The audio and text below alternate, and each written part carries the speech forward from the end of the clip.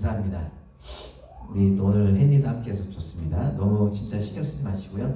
오히려 저희가 더 집중할 수 있으니까 좋은 겁니다. 그러니까 정말 부모님들이 너무 걱정 안 하셨으면 좋겠습니다. 오늘 본문은 그 제목에 나오듯이 이제 여러분 다음 주면 끝나니까 더 집중하면 좋겠습니다. 이미 주일 교수님 너무 집중 잘해주시지만 예수님께서 빌라델비아 교회에 보내시는 편지입니다. 개인적으로 발음이 좀 어려워요. 빌라델비아 하면 되는데 뭔가 빌라델비아 빌라델비아인데 빌라델비아 교회에 보내신 편지입니다. 빌라델비아 교회의 특징을 여러 가지로 표현할 수 있겠지만 두 가지로 표현할 수 있어요. 꼭 기억하셨으면 좋겠습니다. 이 빌라델비아 교회의 특징을 두 가지로 표현할 수 있겠는데요. 첫 번째 뭐냐? 빌라델비아 교회는 우리 찬양 인도자분도 기도하는 가운데 선포해 주신 걸로 제가 아는데 힘이 적은 교회였습니다. 힘이 적은 교회. 개역개정 같은 경우는 작은 능력을 가졌다라고 표현하는데 같은 의미예요. 그래서 힘이 적었다 혹은 작은 능력을 가졌다. 두 번째 특징은 뭐냐? 그러나 빌라델비아 교회는 힘이 적은 교회, 작은 능력을 가진 교회였지만 그러나 어떤 교회였느냐? 많이 들어보셨을 건데 열린 문이 있는 교회였습니다. 열린 문. 여러분 신앙생활을 좀 오래 하신 분들은 이곳저곳에서 열린 문이라는 단어 많이 들어보셨을 거고 호주에도 있는 걸로 아는데 열린 문 교회라는 교회가 제법 많아요. 한국에도 많아요. 여기서 나온 거예요. 여기서 나온 건데 다시 특징이 뭐냐? 첫 번째 힘이 적었다. 두 번째 그러나 열린 문이 열려 있었다. 이게 이 빌라델비아 교회의 특징이고 우리가 간절히 기도하기를 바라는 것은 우리 담없는 교회가 이런 교회가 되기를 소망하는 것입니다. 8절을 한 번 더 읽어볼게요. 자, 8절 읽어보겠습니다. 나는 너의 행위를 안다. 지금 예수님 말씀하시죠. 빌라델비아 교회를 향하여 나는 너의 행위를 안다. 보아라. 내가 너의 앞에 문을 하나 열어두었는데 문을 하나 열어두셨대요. 예수님이. 근데 그게 개역개정에서 아까 제가 뭐라고 표현했죠? 열린 문이 있었다. 세 번역으로는 예수님이 문을 하나 열어놓으셨다라는 거예요. 아무도 그것을 닫을 수 없다. 왜요? 예수님이 열어놓으셨으니까. 아무도 닫을 수 없다는 거예요. 그러면서 뭐라고 말씀하시죠? 내가 힘은 적으나 내 말을 지키며 내 이름을 모른다고 하지 않았다. 여러분 힘이 적다라는 게 어떤 의미인지 다 아시죠? 제가 딱 봐도 힘이 없어 보이잖아요. 제가 팔씨름을 해서 이겨본 적은 없었던 것 같아요. 뭐 자주 안 해봤지만 힘이 적다. 개역개정 같은 경우는 작은 능력을 가졌다. 여기서 적다, 작다라고 하는 단어가 마이크론 들어보셨을 법한 단어인데 어떤 의미냐? 눈에 보이지 않는 정도를 뜻합니다. 그러니까 눈에도 보이지 않을 정도로 작은, 보잘것없는. 그게 무슨 얘기냐면 이 빌라델비아 교회가 어떤 교회였냐면 세상 사람들이 볼 때 특히 그 빌라델비아라고 하는 도시에 있는 사람들이 볼 때 정말 보잘것없는 존재가 빌라델비아 교회였다는 거예요. 봐도 그 사람들을 봤을 때 이게 이렇게 눈이 안 가는 형편없는 정확히 알 수는 없지만 어쩌면 이 빌라델비아 교회는 다른 교회들에 비해서 특히 우리가 좀 지난 살펴본 거 기억나시면 모르겠어요. 에베소 교회나 성화나 이런 교회들에 비해서 작은 교회였을 수 있을 것 같아요. 물론 크기가 중요한 것은 아니지만 우리 한국은 특히나 한국의 대형 교회들이 얼마나 많습니까? 뭐 10,000명, 20,000명, 100,000명 이렇게 되잖아요.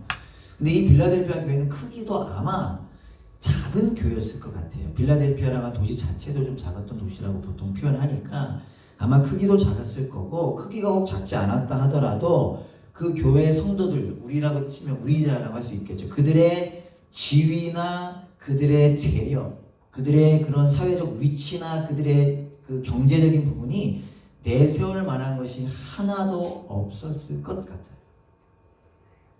그래서 그 주위에 있는 사람들이 볼 때 특히 로마의 지배 아래에 있지 않았습니까? 그 사람들이 볼 때 이 빌라델비아 교회 교인들, 그리스도인이라고 하는 이들은 그들의 눈에 우스워 보이고 초라해 보이는 존재가 이 빌라델비아 교회였다. 좀 우리한테 괴리감이 있을 수 있어서 제가 더 이렇게 표현하는 건데 여러분 한국 교회는 지금 좀 조심스럽긴 하지만 상당히 힘이 있는 교회로 소문났었죠. 뭐 교인들도 몇십만 명이 되고 건물도 으리으리하고 그 안에 있는 성도들의 그 힘도 얼마나 대단합니까? 그러나 빌라델피아 교회는 그렇지 않았다는 것입니다. 그런데 그런 빌라델피아 교회에 예수님께서 뭐라고 말씀하신다고요? 내가 너의 앞에 문을 하나 열어두었다. 열린 문이 있었다라는 것입니다. 간단하게만 이야기할게요. 여러분, 이 열린 문, 예수님이 문을 하나 열어두셨다라는 것이 어떤 의미일까?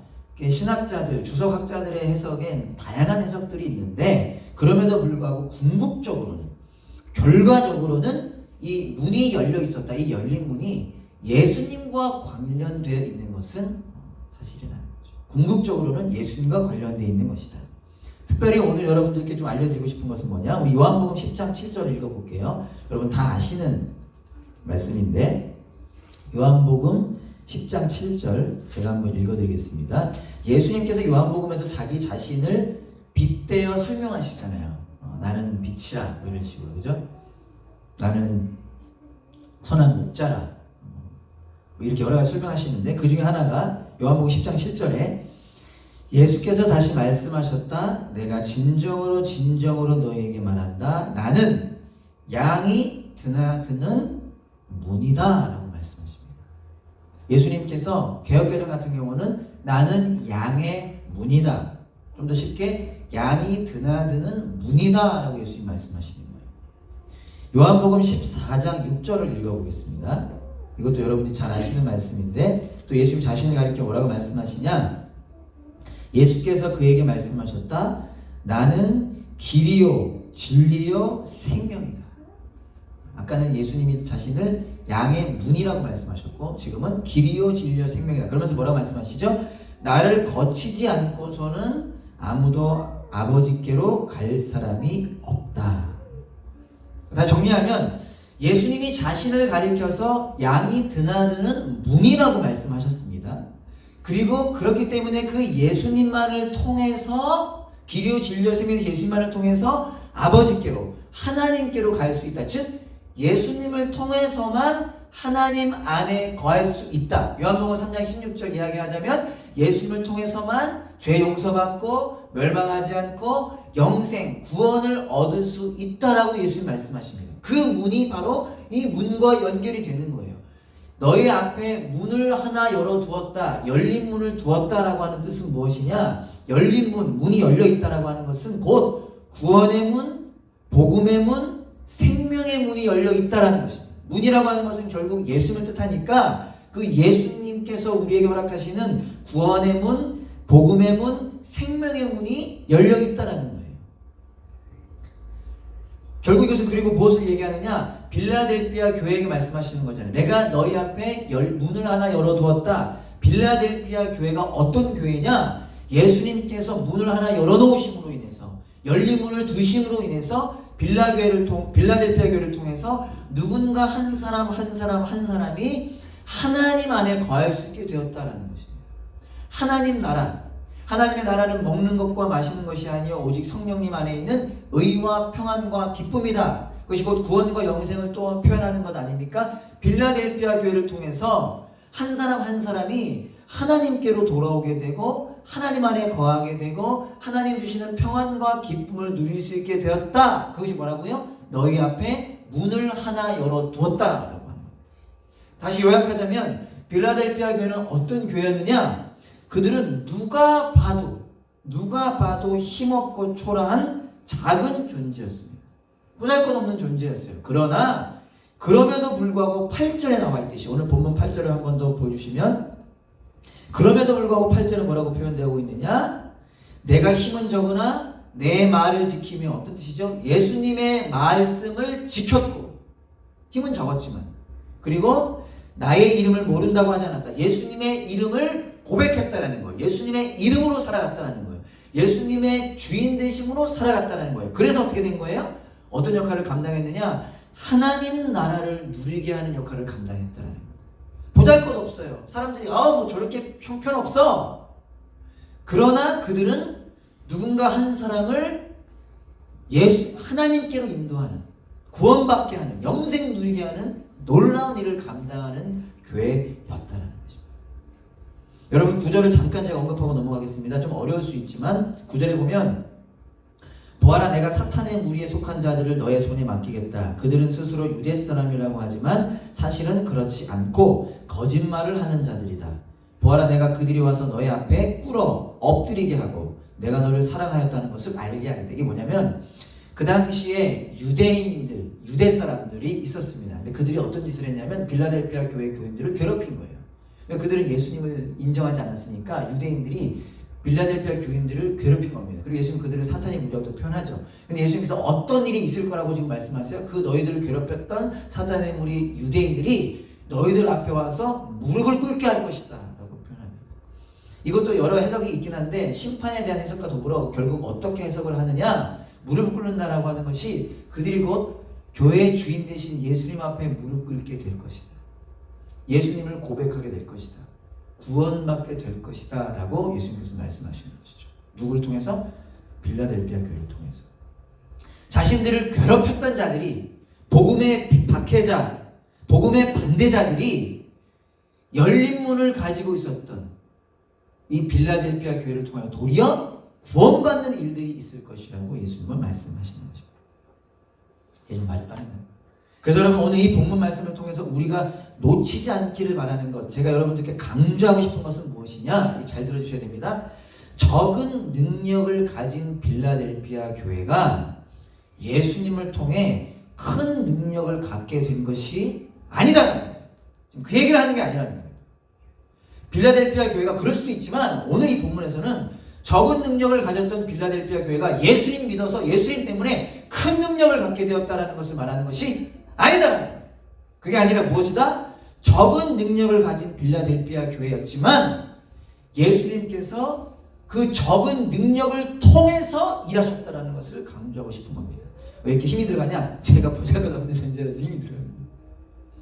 예수님 믿으면 큰 능력 갖기도 하고요. 예수님 믿으면 대단해지기도 하고요. 세상 사람들이 볼 때도 우와하는 일들이 일어나기도 합니다. 그러나 그것이 일반화는 아니라는, 그것이 정답이 아니라는 거예요. 그것이 궁극적인 목표는 아니라는 거예요. 모두 다시 계속 강조하는 건데, 적은 능력을 가지고 있지만 보잘것없고 초라한 모습이지만 예수님께서 그런 적은 능력을 가진 빌라델피아 교회를 통해서 일하신다. 한 영혼 한 영혼을 구원하는 일들은 그렇게 이루어지는 것이다를 강조하고 싶다는 것입니다. 왜냐하면 우리가 오랜 역사 속에서 이것을 놓쳤기 때문에. 오늘 이 말씀을 통해서 두 가지를 우리 스스로에게 한번 질문하면서 우리를 점검하고 기억하고 살아내기를 간절히 소망합니다. 여러분 이게 정말 전생들이 이렇게 많이 해주시거든요. 이게 그냥 지나가지만 고민하고 쓰는 표현이에요. 점검하고 기억하고 살아낸다는 이게 뭐 한참을 고민하고 쓴 거니까 여러분들도 한번 나중에 기억하셨어요. 오늘 우리가 두 가지를 질문을 합니다. 그래서 어떻게 하자고요? 점검하고 기억하고 살아내기를 바라는 것입니다. 첫째, 한번 따라해 주시면 감사하겠습니다. 가능한 분들만. 우리가 누구인지를 아는가? 우리가 누구인지를 아는가? 한 번 더. 우리가 누구인지를 아는가? 우리가 누구인지를 아는가? 이것도 질문 잘해야 되지만 뭐 여러 번 너무 우리 목회팀이 강조한 것이지만 오늘 본문을 통해 기억하기를 가장 원하는 것은 우리가 누구인지를 아는가. 표현을 바꾸자면 교회가 어떤 존재인지를 아는가. 우리가 교회잖아요. 교회 되게 하셨잖아요. 이미 우리 많이 얘기하잖아요. 교회에 가는 게 아니라 내가 교회 되는 거잖아요. 근데 그 교회가 어떤 존재인지를 다시 한번 기억하자는 것입니다. 제가 사진을 좀 부탁했는데 원래 그 출처 밝게 되는데 제가 미처 확인 못해서 죄송합니다. 좀 선명한지 모르겠어요. 여러분들 잘 보이실 것 같은데 이 사진이 뭐냐면요. 예수님께서 빌라도에게 신문당하시는 장면입니다. 이미 여러분 다 아시겠지만 우리가 아예 모른다고 볼 경우에 높은 자리에 올라가 있는 사람이 예수님을 죽일 수 있는 힘이 있었던 빌라도고요. 다른 사람들에 비해서 초라해 보이는 예수님이 바로 이 앞에 서 있는 분이십니다. 제가 이미 얘기했지만 예수님은 어때 보이시나요? 좀 선명하진 않지만 나중에 다시 보세요. 빌라도에 비해 다른 사람들에 비해 초라해 보이지 않나요? 근사해 보입니까? 아니죠. 한 장 더 준비했는데, 자, 이거 맞추는 분께는 제가 커피 쏠게요. 커피는 우리 교회에서 주는구나. 뭘 드릴까? 맛있는 거 사드릴게요. 맞추는 분. 제가 시간이 많이 드릴게요. 오늘은 이거 못 맞추면 확률이 크니까. 대충이라도 맞추면 제가 전쌤 빼고. 전쌤도 할까? 왜냐면 전쌤이 더 맛있는 거 사드리고 싶은데 전쌤 사랑하니까. 이게 좀 선명하진 않은데요. 이게 뭐냐면 앞에는 사도 바울입니다. 그리고 앞에는 제가 기억하는 게 맞다면 그 빨간색 옷 잘 안 보이는데 어쨌든 주인공은 아니라서 빨간 옷을 입고 있는 사람이 아그리빠와, 그리고 그 왼쪽에 있는 남자가 아마 베니게, 벨릭스인가 베니게, 그다음에 그 오른쪽에 자매 이름 제가 까먹었어요. 이제 그 바울이 신문 당하는 장면이에요. 이것도 뭐 그림은 좀 멋있지만 사도 바울이 다른 이들에 비해서 초라합니다. 근사하잖아요. 저 앞에 있는 사람들은 빨간색, 자주색, 힘을 상징하는 옷을 입고 금팔찌를 끼고 왕관도 쓰고 비단 옷을 입고 높은 자리, 비단이 깔려 높은 자리 위에 서 있고요. 예수님께 목숨 바쳤던 사도 바울은 쇠사슬에 묶인 채 너덜너덜한 옷을 입고 그 앞에 서 있습니다. 여러분 어때 보이십니까? 초라해 보이지 않으십니까? 마가복음에 보면 예수님께서 빌립보 가이사랴라고 하는 도시에서 그 빌립보 가이사랴라고 하는 도시의 어느 길 위에서 제자들에게 유명한 질문을 하시는 장면이 나옵니다. 여러분 다 아시는 장면인데 이렇게 질문하죠.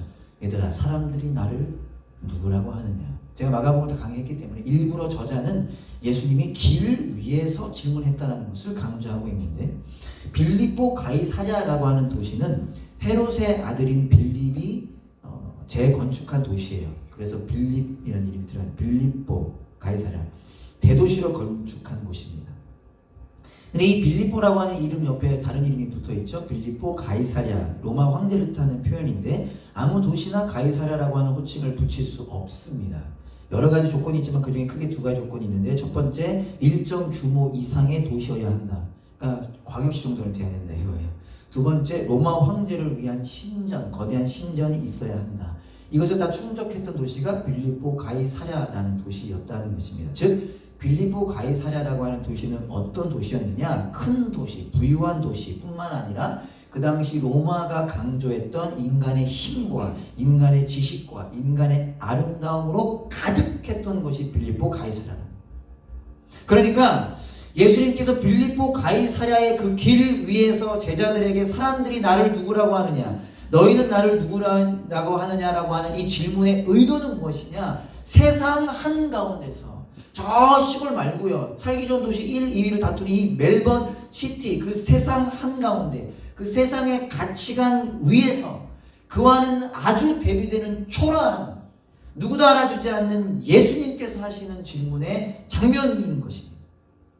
사람들이 뭐라고 대답했죠? 사람들이 예수님을 침례 요한 혹은 엘리야 혹은 선지자 중에 한 명이라고 대답합니다. 여러 가지 의미들 하나하나가 있지만 공통된 생각이 뭐라 그랬습니까? 사람들은, 세상 사람들은 예수님을 어떤 존재로 생각했느냐? 그냥 한 명의 인간으로 생각하는 것입니다. 조금 놀랍기는 해, 조금 근사하기는 해, 조금 괜찮기는 해. 그러나 어떻게 보면 또 별로야, 형편없어, 초라해, 언제든지 버릴 수 있어. 그래서 결국 예수님이 십자가에 못 박지 않습니까? 그냥 그런 인간의 한 명, 우리와 비슷한 별 볼 없는 인간 정도로만 생각하는 것이죠. 사람들, 세상 사람들.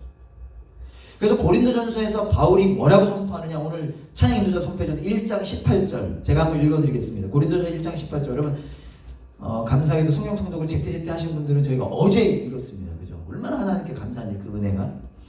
잘 들으셔야 돼요. 십자가의 말씀이 멸망하는 자들에게, 여기서 멸망은 예수님을 모르는 자들 뜻하죠. 뭐라고 표현합니까? 어리석은 것이다 라고 표현해요. 십자가의 말씀이 사람들이 볼 땐 어리석다라는 것입니다. 1장 22절 23절, 유대 사람은 기적을 요구하고 그리스 사람은 지혜를 찾으나 우리는 십자가에 달리신 그리스도를 전합니다. 자, 그리고 보세요. 그리스도가 십자가에 달리셨다는 것은 저희와 여러분들이 믿는 게 그거잖아요. 예수님이 우리를 위해 십자가에 돌아가셨다. 근데 그것이 유대 사람에게는 거리낌이고 이방 사람에게는 어리석은 일. 예수님이라고 하는 존재가 어떤 존재냐? 예수님께서 십자가에 달리셨다라고 하는 말이 어떤 말이냐? 사람들이, 세상 사람들이 볼 때는 초라하고 어리석은 거라는 거예요. 초라하고 어리석은 거라는 거예요. 형편없고 말도 안 되는 비웃을 만한 이야기라는 것입니다. 오늘 우리가 기억하고자 하는 것은 교회란 어떤 존재냐? 그 예수님을 따라가는 존재가 교회잖아요. 그 예수님. 아까 그 사진에 나온 그 예수님을 따라가는 존재가 교회잖아요. 즉 교회는 세상 사람들이, 세상이 볼 때는 초라해 보일 수 없는 존재가 교회라는 거죠. 근사한 존재가 아니에요. 부러운 존재가 아닙니다. 교회는 초라해 보이는 존재가 교회라는 것이죠. 혹시나 여러분 또 터미널로지 오해하시면 안 되고요. 교회란, 그리스도인이란 그런 존재라는 거죠. 그러나 바울은 이어서 무엇을 선포하느냐? 다시 고린도전서 1장 18절을 보면 십자가의 말씀이 멸망하는 자들에게는 어리석은 것이지만 구원을 받는 사람인 우리에게는 뭐다? 하나님의, 저를 보지 마시고 보시고 읽어주세요 please. 하나님의 능력이다. 여러분 그래서 믿는 거 아닙니까? 사람들이 볼 때는 어리석지만 그 예수님을 경험한, 고백하는 우리에게는 하나님의 능력이라는 거예요. 1장 24절. 아까 유대인들에게는 거리낌, 이방인들에게는 어리석은 것이지만 십자가의 말씀이 부르심을 받은 사람에게는, 유대 사람이나 그리스 사람에게나 이 그리스도는 하나님의 능력이요 하나님의 지혜입니다. 사랑하는 여러분, 오늘 이 편지를 통하여 교회라는 존재가 어떤 존재인지를 다시 한번 혹은 새롭게 깨닫게 되기를 소망합니다. 힘은 적으나, 물론 때때로는 그 힘도 가질지는 모르겠어요. 그러나 보통은 그렇지 않다라는 것입니다. 하나님께서 특별한 일들을 한국에 또 행하셔서 우리도 모르게 우리가 착각하게 된 것 같습니다. 그것 때문은 아닌데 한국이 급성장하면서, 교회들이 급성장하면서 예수님 믿는 것도 그렇게 급성장하는, 큰 힘을 갖게 되고 큰 능력을 갖게 되고 큰 실력을 갖게 되는 것을 우리가 어쩌면 오해하게 될 것 같아요. 아니에요. 그렇지 않습니다. 좁은 문 좁은 길이라고 하셨어요. 표정이 안 좋으시네요. 교회라고 하는 존재는 사람들이 볼 때, 세상이 볼 때는 초라한 존재입니다. 바보 같은 존재라는 거예요. 어리석은 존재라는 것입니다. 그러나 우리가 더 큰 능력을 갖는 이유는 무엇입니까? 예수님이 주인 되셔서 빛이 있고 생수가 있고 생명이 있는 존재가 교회이기 때문에. 교회는 세상적 가치, 세상적 힘을 갖는 존재가 아니라 예수님적 힘을 갖는 존재죠. 그것을 우리가 멋있는 말로 거룩이라고 표현하잖아요. 세상과는 구별된 존재로서 세상과는 구별된 복을 누리고 세상과는 구별된 능력을 갖는 존재가 교회라는 것입니다. 그래서 베드로가 이야기하는 거잖아요. 은과 금은 내게 없거니와, 오늘날 우리는 좀 있기는 하지만 은과 금은 내게 없거니, 예수님 믿어서 은과 금을 갖게 되는 게 아니라는 겁니다. 뭐라고 얘기하죠? 그러나 내게 있는 것을 너에게 주노니 나사렛 예수 그리스도의 이름으로 일어나 걸어라. 성경이 말하는 능력, 예수님이 말하는 능력은 바로 그 능력인 것입니다. 우리가 그것을 이때로 잊게 되는 것 같아요. 그래서 우리의 삶이 힘들어지는 것 같아요. 우리의 마음이 어려워지는 것 같아요. 여러분들을 축복하고 싶습니다. 교회가 어떤 존재인지를 깊이 깨닫게 되기를 소망합니다.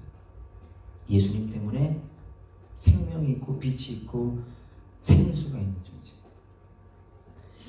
이 은혜를 깨닫지 못하면 다른 것을 쫓게 됩니다. 힘과 크기를 쫓게 되는 거예요. 예수님 때문에 성공하고 싶고 예수님 때문에 잘 되고 싶고, 아닙니다. 그럴 수도 있지만 그것이 목적이 아니라는 것입니다. 그 앞에 실패한 교회들의 이야기가 바로 다른 것을 쫓았기 때문인 것이죠. 저와 여러분들, 우리 담아있는 교회가 빌라델비아 교회처럼 세워지기를 소망합니다. 비록 힘은 적지만 저도 연약하잖아요, 그죠? 그러나 열린 문이 있는 교회. 아멘. 네, 이럴 때는 보통 아멘 한번 하시는 것도 다시 한번. 힘은 적지만 열린 문이 있는 교회. 네, 됐습니다. 괜찮습니다. 네. 그런 우리 모두가 되기를 소망합니다. 우리가 질문하면서 기억하기 바란 두 번째, 우리는 어떻게 살아갈 것인가? 한번 따라해 주실까요? 우리는 어떻게 살아갈 것인가? 우리는 어떻게 살아갈 것인가? 다르게 표현하자면 우리는 어떻게 살아가게 될 것인가? 인데요. 세상은 우리를 계속해서 공격할 것입니다. 저도 그 공격 받고 있습니다. 세상적 힘을 갖게, 세상적 능력을 갖고 싶어도, 야, 좀 봐봐. 너만 바보잖아. 너도 이거 가져도 되잖아. 라는 식으로 세상의 것을 취하고 싶도록 우리의 눈과 귀와 생각과 마음을 공격합니다. 그죠? 여러분 다 그 공격 가운데 노출되어 있으시죠? 혼자서 방 안에서 혼자서만 사시는 분들 여기 없으시죠? 우리를 공격합니다. 우는 사자처럼 삼키려 합니다. 이게 우리 모두에게 올 것인 게 성경 받아요. 제자들도요. 제자들이 예수님이 십자가에 못 박히기 직전까지 뭐 때문에 싸웠어요? 서로 크고 싶어서 싸웠어요. 자기들 거 다 버리고 예수님을 선택했음에도 불구하고 그 선택의 이유 중에 하나 뭐였냐? 예수님 때문에 커지고 싶었어요. 그 친해 보였던 그 12명이 3년을 같이 있으면서 계속 서로 으르렁거리면서 내가 오른쪽, 내가 왼쪽, 야! 막 이러면서 싸웠습니다. 베드로, 아까 그 질문, 사람들이 나를 누구라 하느냐에 이어지는 질문, 너희는 나를 누구냐 했을 때 베드로가 그 늘 앞섰던 베드로가 정답을 자기도 모르게 이야기하게 되죠. 주는 그리스도시요 살아계신 하나님의 아들이시면 정답이잖아요. 근데 그 대답을 하고 나서 예수님께서 칭찬하신 다음에 뭐라 말씀하시죠? 내가 이제 곧 잡혀가서 죽을 것이다. 그때 예수님 베드로가 어떻게 하죠? 항변했다고 했어요.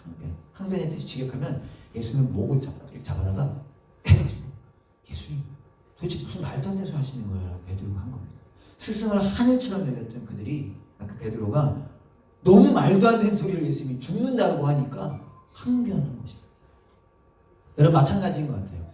예수님의 제자들처럼 우리도 이 사단이 세상이 우리로 하여금 우리라고 하는 정체성을 잃어버리도록 우리의 눈과 마음과 귀와 생각을 공격할 거나. 그래서 예수님께서 빌라델피아 교회와 오늘 우리 담없는 교회에게 이렇게 말씀하시는 겁니다. 11절인데요. 다 같이 한 번 더 읽어볼까요? 11절 다 같이 시작. 내가 곧 가겠다. 너는 내가 가진 것을 굳게 붙잡아서 아무도 내 면류관을 빼앗지 못하게 하여라. 예수님께서 뭐라고 말씀하세요? 내가 가진 것을 굳게 붙잡아. 이 땅을 살아가면서 세상의 공격을 받을 우리에게 예수님께서 오늘 말씀하십니다. 담없는 교회요, 사랑하는 지체들이요, 사랑하는 자녀들이요, 내가 가진 것을 굳게 붙잡아라 라고 말씀하십니다. 애게할 수 있는 거예요. 뭐 대단한 걸 말씀하시는 것이 아니라 교회로서 우리가 어떻게 하면 정체성을 잃어버리지 않고 승리의 삶을 살 수 있느냐, 버티고 견디라는 겁니다. 버티고 견디라는 거예요. 참으라는 거예요. 인내하라는 겁니다. 우리가 누구인지, 교회가 무엇인지, 우리에게 허락된 은혜가 무엇인지 그것을 기억하라는 거예요. Remember라고 이렇게 말씀하세요. 성찬식을 하는 이유가 무엇입니까? 기억하라. 예배를 드리는 이유가 무엇입니까? 기억하라는 거죠. 뭐 대단한 비법을 알려주시는 것이 아니라 그보다 더 대단한 방법을 알려주시는 거죠. 내가 가진 것을 굳게 붙잡아라. 그 우리가 이미 경험한, 지금도 경험하고 있는 그 십자가의 은혜를 기억하고 붙잡고 더 갈망하라는 것입니다. 어떻게 그렇게 할 수 있을까요? 어떻게 버티고 견딜 수 있을까요? 9절에 이렇게 선포하고 있습니다. 제가 좀 짧게 빨리 가는데요. 9절에 그 사탄의 무리에 대해서 얘기하면서 마지막에 뭐라고 말씀하시냐면요, 내가 너를 사랑하였다는 것을 알게 하겠다. 알게 하겠다 말씀하시잖아요. 이게 무엇을 반증하는 거예요? 예수님께서 교회를 사랑하신다는 것을 반증하는 거잖아요. 그래서 다른 이들도 알게 하겠다는 얘기니까 예수님께서 사랑하신다는 얘기잖아요. 그리고 11절, 우리 방금 읽었던 11절 그 앞에는 이렇게 말씀하셨죠. 내가 곧 가겠다 말씀하셨죠. 내가 곧 가겠다. 그러니까 우리가 이 땅에서 어떻게 교회로서의, 그리스도인으로서의 정체성을 지킬 수 있느냐, 버티고 이겨낼 수 있느냐, 견딜 수 있느냐, 어떻게 그렇게 살아갈 수 있느냐. 첫 번째, 예수님께서 우리를 사랑하신다는 사실 그거 하나. 그러니까 여러분들 사실 오늘 예배 드린 이유도 거기에 있지 않습니까? 왜 오셨어요? 저 보고 싶어서 오셨어요? 그런 분 한 명도 없죠. 한 명은 좀 있었으면 좋긴 하겠지만 우리 여기 온 이유가 무엇입니까? 예수님 사랑 때문이잖아요. 하나님이 세상을 이처럼 사랑하사 독생자를 주셨으니 그 놀라운 말도 안 되는 그 사실 하나 때문이잖아요. 우리가 어떻게 이 땅, 이 어두운 이 끔찍한 세상을 살아갈 수 있느냐? 그 사랑 때문이라는 것입니다. 동시에 그게 끝이 아니라 예수님이 뭐라고 말씀하시냐? 내가 곧 가겠다. 제가 이 느낌을 잘은 몰라도 요즘에 조금 다시 느끼는 것 중에 하나가 뭐냐면 우리 애가 막 울잖아요. 엄마가 못 가는 상황이 있어요. 그럼 제가 빨리 가야 되는데 어떻게 하냐? 아빠, 걔가 알아듣는 모르는데 아빠 빨리 간다. 제가 아빠 간다. 아빠 가고 있다. 아빠 가고 있다. 이렇게 얘기하는 거예요. 그냥 알아듣는 일이 몰라. 그 얘기하는 이유는 저한테 그 마음이 있다라는 것이죠. 무슨 말이냐? 우리가 이 땅을 살아가는 것, 이 땅을 바라보면요, 저도 못할 것 같아. 너무 끔찍해. 지금도 뉴스 보면 너무 끔찍해. 그러나 우리가 그 땅을 어떻게 살아가냐? 예수님께서 우리를 사랑하신과 동시에 그 예수님이 뭐라고 말씀하신다고? 내가 곧 가겠다. 간다는 거예요, 지금. 우리에게 예수님이 오신다는 거예요. 뭐 이미 함께하고 계시지만 그날이 온다는 것이죠. 다시 이야기합니다.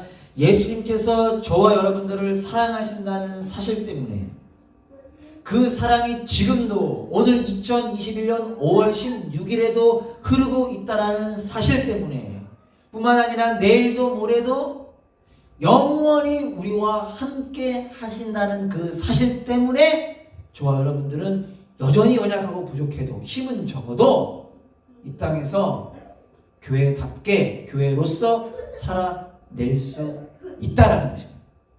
이 타이밍이 아멘 하는 타이밍이 이제 이번 신호를 막 보여주시면 불구하고 그래서 제가 막 아멘을 막 갈급해하는 사람이 아니라 여러분 이렇게라도 깨어나시려고 제가 하는 거예요. 그런 저와 여러분 되기를 소망합니다. 그렇다면 목사님 저 지금 예수님 사랑이 느껴지지 않는데요? 그것을 위해서 이제 기도해야 되는 거죠. 그게 제일 중요한 것이죠. 교회가 함께 그 예수님의 사랑을 알아갈 수 있도록 혹은 회복할 수 있도록 혹은 더 깊이 경험할 수 있도록 우리 찬양은 많이 하잖아요. 바다 같은 주의 사랑.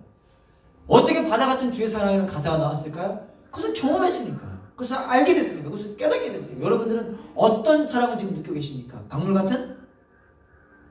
시냇물 같은? 수돗물 같은? 아니면 저 우리 선교지 가면 쫄쫄쫄 나오는 그런? 아니라는 거예요. 바다 같은 주의 사랑. 바다 같은 주의 사랑이 우리에게 흐르고 있다는 사실을 저와 여러분들 모두가 갈망하며 나아가기를 간절히 소망합니다. 12절 읽고 말씀을 마치겠습니다.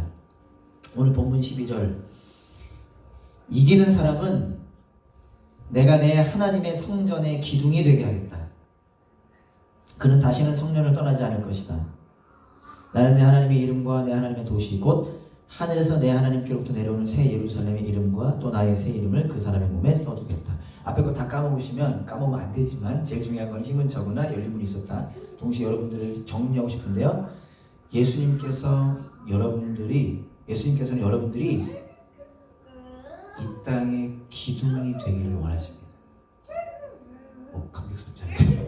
여러분들이 기둥이 되기를 원하십니다. 한 명이라도 웃어줘서 고맙습니다. 여러분들이 우리가 기둥으로 세워지기를 원하신다는 거예요. 이게 기둥인 거, 전생 이거 기둥이죠, 이거. 기둥인가? 맞나요? 건축? 아무도 없네. 기둥인 것 같은데 우리가 기둥이 되기를 원하십니다. 무슨 얘기냐? 우리는 힘이 적어요. 그러나 하나님의 능력이 우리 가운데 있죠. 우리가 할 수 있는 거라고 버텨내고 지켜내는 건데 그 버티고 지켜내는 삶이 누군가에게는 기둥이 된다는 것입니다. 한 가지 우리가 생각하고 싶은 것은요. 여러분 일부러 예수님께서 그 교회마다 그 특성을 가지고 친절하게 설명해 주시는데 왜 기둥이라고 표현하셨냐면 기둥 그 당시 하면 이 빌라델피아 교회 사람들은요 딱 하는 그 느낌이 있어요. 내가 좋은 얘기가 생각이 안 나지만 그런 거 뭐니 아시죠? 딱 얘기하면 탁 생각나는 거예요. 왜냐 이 빌라델피아라고 하는 도시뿐만 아니라 그 7교회 그 지역이 AD 17년에 엄청난 큰 지진이 있었습니다. 근데 그 지진으로 가장 큰 피해를 본 곳이 빌라델피아였고요. 다른 지역도 피해를 봤는데 빌라델피아의 차이점이 뭐가 있냐면 큰 지진에 이어서 계속된 여진이 꽤 오랜 시간 동안 있었던 곳이 빌라델피아예요. 저는 지진을 그렇게 막 경험해 본 적은 없는데 뉴질랜드에 큰 지진이 있었지 않습니까? 제 친구가 뉴질랜드 여행 갔을 때 그 지진을 경험하고 저에게 얘기해 줬는데요. 정말 두렵고 무섭대요. 움직이지 못한대요. 잠깐의 여진만 있어도. 이 빌라델피아 교회는 큰 지진과 함께 그러니까 도시가 완전 폐허가 돼서 로마 황제가 다시 완전 새롭게 만들어준 도시가 이 빌라델피아입니다. 근데 여러분, 그러니까 기둥하면 무슨 생각이 나냐? 여러분, 지진이 지나간 다음에 다른 건 다 무너지더라도 뭐가 남느냐? 기둥은 남아요. 물론 튼튼하지 않은 기둥이면 그 기둥도 부서질 수 있지만 기둥이 남아요. 그래서 여러분, 제가 일부러 사진을 준비는 안 했지만 이 소아시아 지역 여러분 딱 쳐보면 구글에 이미지가 딱 뜨는 사진들이 있어요. 에베소 교회, 뭐 예전에 빌라델피아에 있던 교회 딱 사진이 뜨는데 다 공통점이 뭔지 아세요? 교회는 없어, 안 보여. 다 기둥만 있어. 옛날 오래된 유적들도 뭐 이게 7대 불가사였다 뭐였다 할 때도 다 없잖아요. 기둥 하나 이렇게 남아 있잖아요. 다 무너져도 기둥은 있는 겁니다. 예수님께서 지금 뭐라고 말씀하시는 겁니까? 빌라델피아 교회 성도들 한 사람 한 사람에게 너희들이 그런 존재가 될 것이라는 거예요. 그런 존재가 되기를 바란다는 거. 누군가가 예수님의 말씀을 지키고 예수님을 고백하며 버티고 견뎌내는 자들, 그 예수님을 갈망하는 자들은 이 세상이 아무리 어둡고 끔찍하고 무너졌다 하더라도 기둥되어 살아갈 수 있게 된다는 것입니다. 그리고 그 기둥에 무엇을 해주신대요? 이름을 써주신대요. 이름을, 하나님의 이름, 예루살렘의 이름, 예수님의 이름. 이것도 그때 느낌 팍 오는 거예요. 그 당시에 로마 황제가요, 건물 지어준 다음에 자기 이름 새겨줬어요. 그 기둥에다가. 기둥에 다 로마 황제가 있는 거예요. 그걸 보면서 기억하는 거. 지진 나서 우리 다 무너졌는데 로마 황제가 우리 지어줬다. 예수님께서 아니 그 이름 말고 더 놀라운 이름, 영광의 이름. 세상은 알아주지 않아도 그보다 훨씬 값진 그 이름을 내가 너희들에게 새겨주겠다. 그리고 그 이름이 우리를 통해서 나타나게 되는 것이죠. 예수님은 우리 당원님께 여기 있는 여러분들이 바로 그 기둥되어 살아가기를 원하시는 것입니다. 저와 여러분들이 그런 인생 될 수 있기를 간절히 소망합니다. 우리 찬양하고 같이 기도합시다.